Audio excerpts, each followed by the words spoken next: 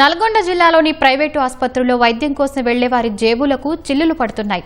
చికిత్స పేరుతో అధిక ఫీజుల వసూలు సహా నిబంధనలు గాలికొదిలేసి రోగుల ప్రాణాలతో చెలగాటమాడుతున్నారు. ఇలాంటి ఫిర్యాదులతోనే వైద్యారోగ్య శాఖ అధికారులు రంగంలోకి దిగారు.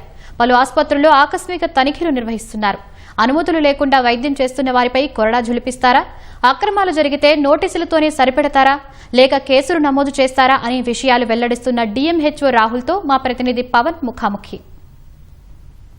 నల్గొండ జిల్లాలోని పలు ప్రైవేట్ ఆసుపత్రుల్లో అధిక ఫీజులు వసూలు చేయడంతో పాటు అనుమతులు లేకుండానే స్కానింగ్లు చేయడంతో పాటు అలాగే రక్త పరీక్షలు కూడా చేస్తున్నారనేటువంటి వివిధ ఫిర్యాదులు అందిన నేపథ్యంలో జిల్లా వైద్య ఆరోగ్య శాఖ అధికారులు వరుసగా ఇటీవల నుంచి ప్రైవేట్ ఆసుపత్రుల్లో తనిఖీలు చేస్తున్నారు. ప్రస్తుతం డిఎంహెచ్ఓ రాహుల్ గారు మనతో ఉన్నారు.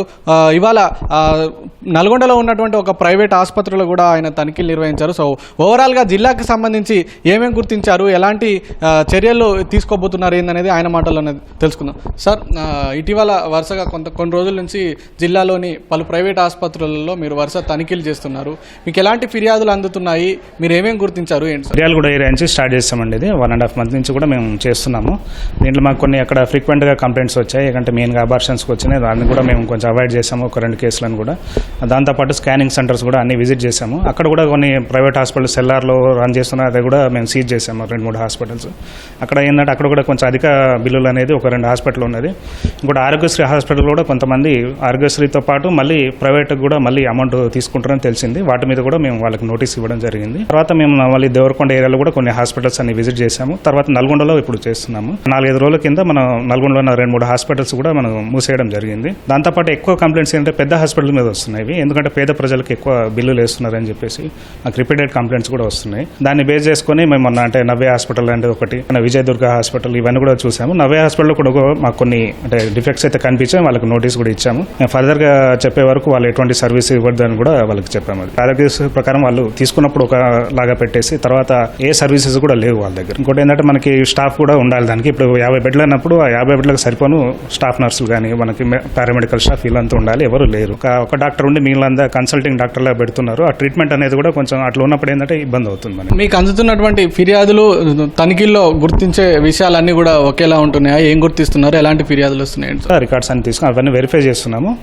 మా వెరిఫికేషన్లో అవన్నీ నిజమని తేలితే హాస్పిటల్ క్లోజ్ చేయడానికి కూడా మేము వెనకాడము. ఇక్కడ నల్గొండలో ఎక్కువ ఈ హాస్పిటల్ ఐకాన్ హాస్పిటల్ మీద బాగా వస్తున్నాయి. పేషెంట్ల నుంచి వస్తున్నాయి. మళ్ళీ రాటీ యాక్ట్ లో కూడా వీళ్ళు అడుగుతున్నారు వాళ్ళ హాస్పిటల్ అంటే మాకు సర్వీసెస్ ఎలా ఉన్నాయి దాని గురించి కావాలని కూడా. ఆ ఫీజులు కానీ అవన్నీ ఎక్కువ ఉంటున్నాయి, కట్టలేక ఇబ్బంది పడుతున్నారని కూడా మాకు తెలిసింది. ఇప్పుడు నల్గొండలో అయితే ఒక 8-9 హాస్పిటల్ చూసాము. ఇది ఫర్దర్ గా కూడా కంటిన్యూ అవుతుంది. ఎందుకంటే మేము రెగ్యులర్ గా చేస్తుంటాము. దీని గురించి మేము 2 మీటింగ్స్ కూడా పెట్టడం జరిగింది. ప్రైవేట్ డాక్టర్స్ కి, మళ్ళీ ఇప్పుడు డాక్టర్స్ కూడా కాకుండా కూడా నాన్ మెడికల్స్ కూడా హాస్పిటల్ రన్ చేస్తాం. వాళ్ళందరూ మెడికల్ డైరెక్టర్స్ అందరికి కూడా పెట్టాము. మిర్యాల కూడా కండక్ట్ చేస్తాము, నల్గొండ కూడా చేసాము. 2 దగ్గర కూడా మేము అందరు కూడా మేము వాళ్ళకి వార్నింగ్ ఇవ్వడం జరిగింది. ఎందుకంటే ఈ నామ్స్ ప్రకారం రన్ చేయకపోతే మేము క్లోజ్ చేస్తామని కూడా వాళ్ళకి ఇంటిమేషన్ ఇచ్చాము. అయినప్పుడు కూడా కొంతమంది చేయట్లేదని తెలిసి కూడా మేము ఫిజికల్ కూడా వెరిఫై చేస్తున్నాం. నిబంధనలు అతిక్రమించేటువంటి ఆసుపత్రులకు నోటీసులు జారీ చేయడం, మెమోలు జారీ చేయడం అంతవరకైనా, లేదా కేసులు పెట్టే అవకాశం ఉంటుందా?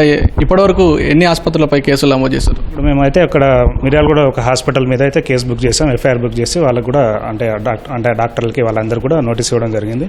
దాంతోపాటు నకరకల్ ఏరియాలో కూడా ఒక కేసు బుక్ చేసాము. ఒక అల్ట్రాసౌండ్ మెషిన్ కూడా మేము రెడ్ హ్యాండెడ్గా పట్టుకున్నాము.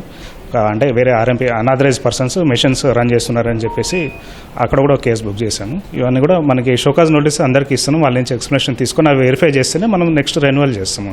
ఆసుపత్రులలో అధిక ఫీజులు వసూలు చేయడం, అలాగే వాళ్ళకి ఎమర్జెన్సీ ఇక పరిస్థితి విషమించినప్పుడు ప్రభుత్వ ఆసుపత్రులకు కొన్ని ప్రైవేట్ ఆసుపత్రుల నుంచి పంపుతున్నామని చెప్పి మీరు గుర్తించామన్నారు. అది కూడా జరుగుతుందండి. మనకి గవర్నమెంట్ హాస్పిటల్లో కూడా 10 ఐసీయూ బెడ్స్ ఉంటాయి. దాంట్లో కూడా ఎక్కువ ప్రైవేట్ హాస్పిటల్ నుంచి అంటే లాస్ట్ మినిట్లో మా దగ్గర ట్రీట్మెంట్ కాదు, మీరు వెళ్ళిపోండి అని చెప్పిన ఆ కేసులు ఎక్కువ వస్తున్నాయి. మా దృష్టికి కూడా గవర్నమెంట్ డాక్టర్స్ కూడా చెప్పడం జరిగింది.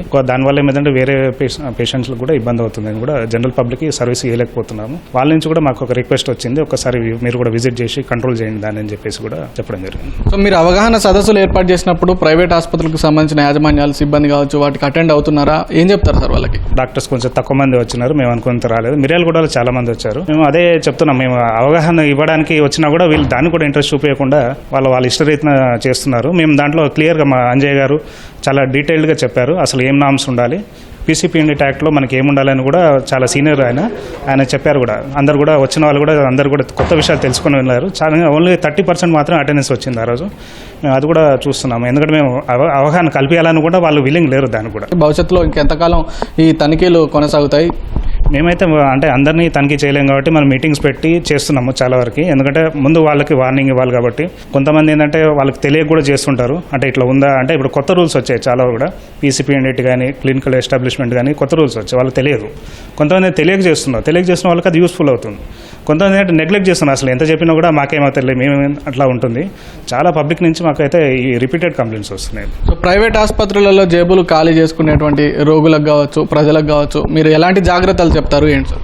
నేను చెప్పేది ఏంటంటే గవర్నమెంట్లో కూడా ఇప్పుడు చాలా స్ట్రెంత్ అయింది. మనకు మెడికల్ కాలేజ్ కూడా ఉంది ఇక్కడ. చాలామంది అంటే గవర్నమెంట్ కాలేజ్ దాకా అంటే హాస్పిటల్ దాకా కూడా పోకుండా బయట ట్రీట్మెంట్కే వాళ్ళు మొగ్గు చూపుతున్నారు.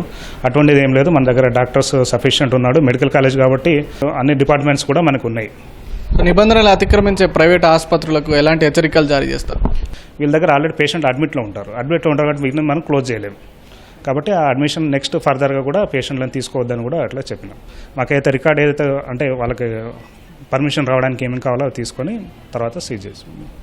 సో మొత్తంగా ప్రైవేటు ఆసుపత్రులలో సంబంధించి నిబంధనలు అతిక్రమించే వారిపై ఖచ్చితంగా కఠిన చర్యలు ఉంటాయని, తాము పెట్టేటువంటి అవగాహన సదస్సులకు కూడా ప్రతి ఒక్కరూ హాజరై నిబంధనలు పాటించాల్సిందే అని చెప్పి ప్రైవేటు ఆసుపత్రులకు డిఎంహెచ్ఓ రాహుల్ గారు సూచిస్తున్నటువంటి పరిస్థితి ఉంది. అలాగే ప్రజలు కూడా ప్రభుత్వ ఆసుపత్రిలో ఉండేటువంటి సౌకర్యాలను కూడా వినియోగించుకోవాలని ఆయన కోరుతున్నారు. కెమెరామెన్ జనార్దన్తో పవన్, ఈటీవీ న్యూస్, నల్గొండ నుంచి.